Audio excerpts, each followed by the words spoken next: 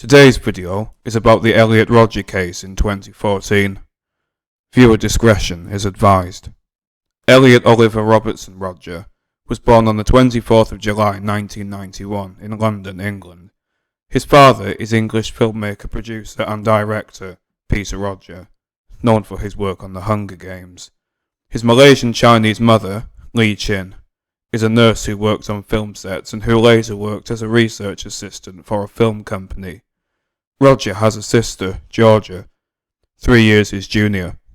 Rodger's paternal grandfather, George Rodger, was a photojournalist who photographed the mass deaths in the Bergen-Belsen concentration camp during the Second World War.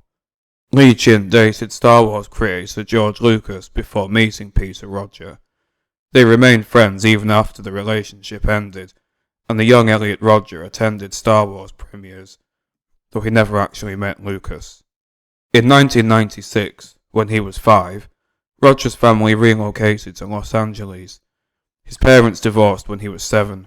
1 year later, Peter Rodger married Moroccan actress Soumaya Akaboun, with whom he had a son named Jazz, whose name was later changed. Elliot and Georgia divided their time between their parents. Rodger had very few friends in elementary school. His parents said he wanted to be part of the cool kids, but had trouble fitting in.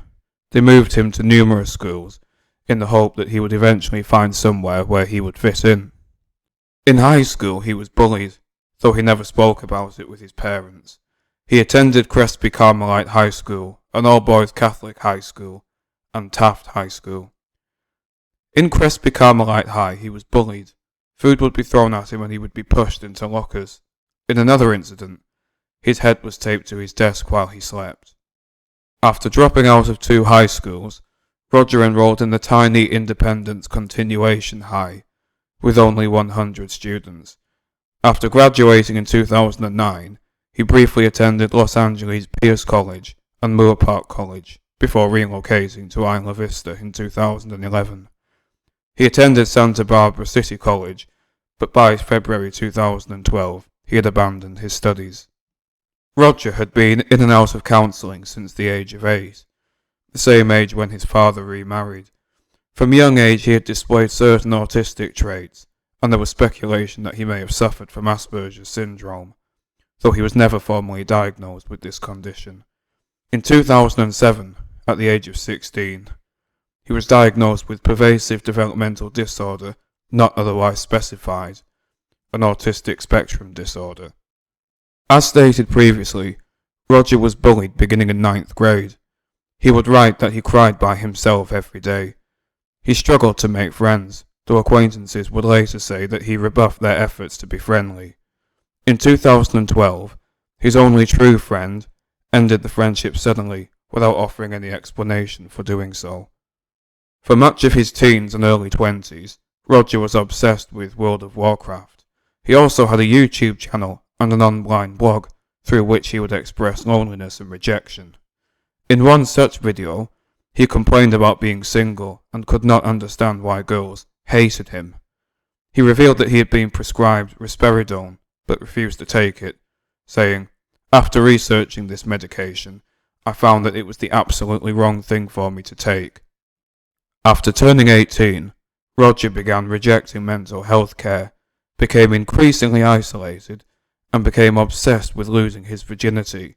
At the request of Peter Rodger, screenwriter Dale Launer, whose work includes Blind Date, Dirty Rotten Scoundrels and My Cousin Vinny, advised the young Elliot Rodger on how to approach women, but he refused to take the advice. Launer, who first met Rodger when he was 8, would later comment, "I could see then that something was wrong with him. Looking back now, he strikes me as someone who was broken from the moment of conception." Rodger did make some effort to appear more attractive to girls, buying a black BMW, acquiring expensive sunglasses, and even began weightlifting. Unfortunately, when none of these increased his chances, it only angered him even more, and his frustration with girls would eventually become a lethal rage. As Rodger became increasingly frustrated with his inability to find a partner or have sex, his behaviour began escalating. Rodger, who had previously never been a violent or aggressive person, began lashing out. In 2011, he threw coffee on a couple whom he was jealous of. In another incident, he threw coffee on two girls for not smiling at him. In 2012, Rodger used a super soaker filled with orange juice to spray a group playing kickball in a park. Rodger wrote about one incident at a party in July 2013. He said that after being mocked, he tried to push a group of girls off a 10-foot ledge, but a group of boys intervened and pushed him off instead, with Rodger breaking his ankle. Rodger returned to the party to reclaim his sunglasses, but was again mocked, and this time beaten too. When his father Peter came to pick him up, Elliot told a different story. He claimed that he was the victim, that he had been called faggot and been beaten up. He relayed this same story to the police, but they decided to drop the case after realizing that Rodger might have been the aggressor. Peter later said, "He was such a good liar. He was such a convincing liar." Rodger later wrote that this incident was the final incident that led him to begin planning an attack. In January 2014, Rodger accused one of his roommates, Chen Yuan Hong, of stealing candles. Hong pleaded guilty to petty theft. On the 30th of April 2014, Rodger's parents alerted police after becoming disturbed by his YouTube videos and behaviour. Officers who visited Rodger decided that he did not meet the criteria for an involuntary mental health commitment. He convinced them that he had simply had a misunderstanding with his parents. Rodger completed a 137-page or 107,000-word manifesto entitled My Twisted World, the story of Elliot Rodger. In it, he said he had originally intended to carry out his attacks on Halloween 2013, but reconsidered as he thought there would be too many police around. He wrote in My Twisted World that being of mixed ethnicity made him different from the normal, fully white kids.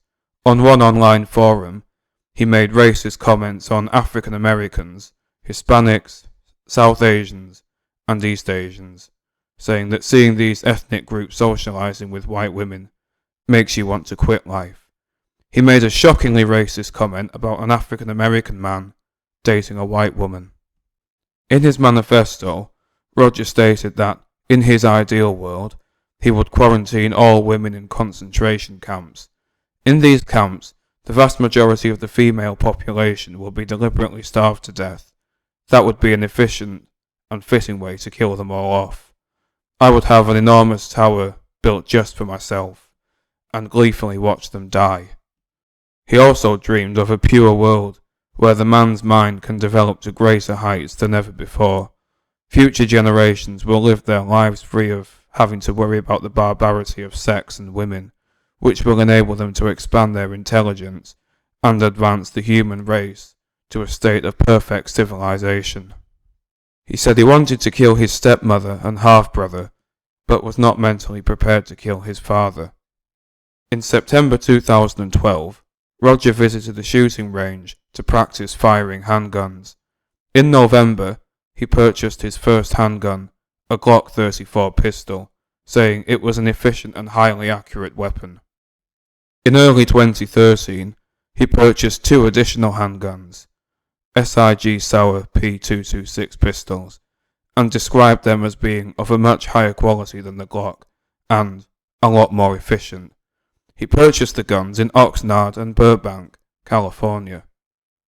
Rodger claimed to have saved at least $6,000 given to him by his parents and grandparents in order to purchase the weapons and ammunition for the attacks. Gun law experts in California have said there was nothing in Rodger's known history that prevented him from purchasing legal firearms.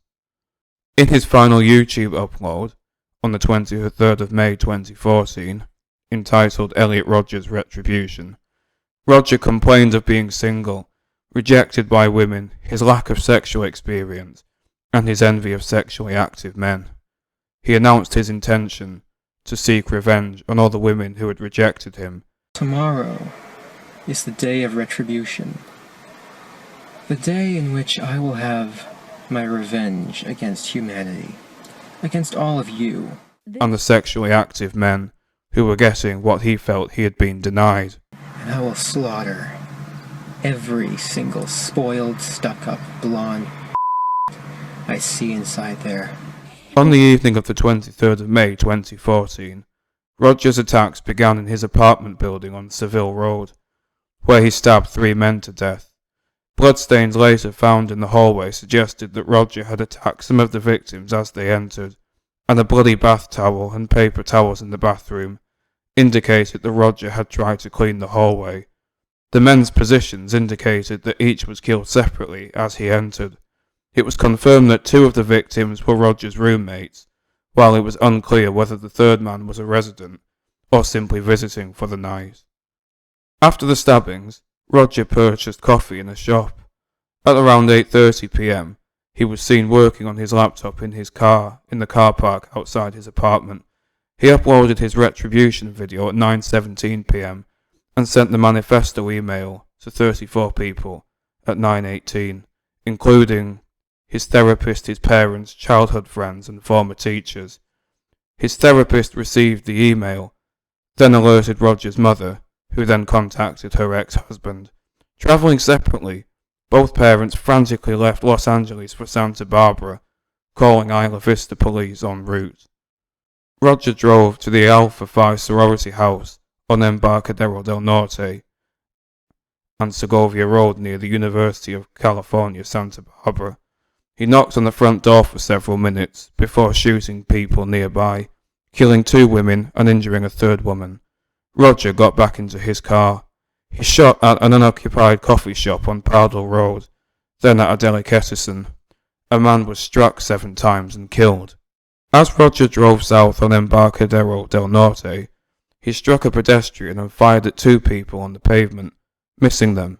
He shot at a couple leaving a pizzeria and a female cyclist. He drove south on El Embarcadero and shot at and missed a woman, turned east on Del Playa Drive and made a U-turn to drive west. He then exchanged fire with a sheriff's deputy responding to a telephone report and struck 2 pedestrians. As he turned north on Camino del Sur, Rodger shot and wounded 3 people on Sabado Tardy Street and struck a skateboarder and 2 cyclists with his car. Turning east on Sabado Tardy, he struck another skateboarder and shot 2 other men at the intersection with Camino Pescadero. On Sabado Tardy near Little Acorn Park, Rodger exchanged gunfire with 3 sheriff's deputies and was struck in the hip. As he was pursued by police, he turned south on El Embarcadero, then west on Del Playa. He struck a cyclist, then crashed on the north pavement just east of the intersection of Del Playa and Camino Pescadero. At 9:35 p.m, police found Rodger dead in his BMW. He had died of a self-inflicted gunshot wound to the head. In the car were 3 pistols, knives, 6 empty 10-round magazines, and 548 rounds of unspent ammunition. This implies that Rodger had intended to continue the attacks for much longer, but shot himself after realizing that police were closing in on him. Interestingly, this was not the first time Isla Vista had been the location of a series of murders. Between 1976 and 1977, Thornlis Christiansen, a Danish-American serial killer, killed 3 women in Isla Vista and 1 woman in Los Angeles in 1979, before his imprisonment in 1980. He was killed in prison in March 1981, nearly 9 months into his sentence. Rodger killed or injured a total of 20 people, killing 6 and injuring a further 14 people. All 6 murder victims were students of UCSB. They were George Chen, 19, Chen Yang James Hong, 20, Wei-Han David Wang, 20, Catherine Brianne Cooper, 22, Christopher Ross Michaels Martinez, 20, and Veronica Elizabeth Weiss, 19. 7 of the 14 injured victims were injured by gunshot wounds, and the remaining 7 suffered blunt trauma sustained after Rodger struck them with his car. 11 of the injured were taken to hospitals, 7 to Santa Barbara Cottage Hospital, where 2 were admitted in serious condition, 1 in fair condition, and 2 others in good condition. One was released on the same day. The remaining 4 were taken to Goleta Valley Cottage Hospital, where all were treated and released. The attacks prompted calls for stricter gun laws and controls, and improvements in the US healthcare services. Connecticut Senator Richard Blumenthal said, "A year and a half ago, it seemed like we were on the verge of, potentially, legislation that would stop the madness and end the insanity that has killed too many young people, thousands, tens of thousands, since Sandy Hook. I really sincerely hope that this tragedy, this unimaginable, unspeakable tragedy, will provide impetus to bring back measures that would keep guns out of the hands of dangerous people who are severely troubled or deranged, like this young man was." Richard Martinez, father of Christopher Michaels Martinez, delivered a speech in which he placed the blame of the attacks on craven, irresponsible politicians and the National Rifle Association. Martinez urged the public to join him in demanding immediate action from members of Congress regarding gun control. He also expressed sympathy for Rodger's parents. He died last night. I've written out a statement that was prepared by the family. Our son Christopher Martinez and 6 others are dead. Our family has a message for every parent out there. You don't think it'll happen to your child until it does. Chris was a really great kid. Ask anyone who knew him. His death has left our family lost and broken. Why did Chris die? Chris died because of craven, irresponsible politicians and the NRA. They talk about gun rights. What about Chris's right to live? When will this insanity stop? When will enough people say, "Stop this madness. We don't have to live like this. Too many have died." We should say to ourselves, "Not one more." Thank you. That's it.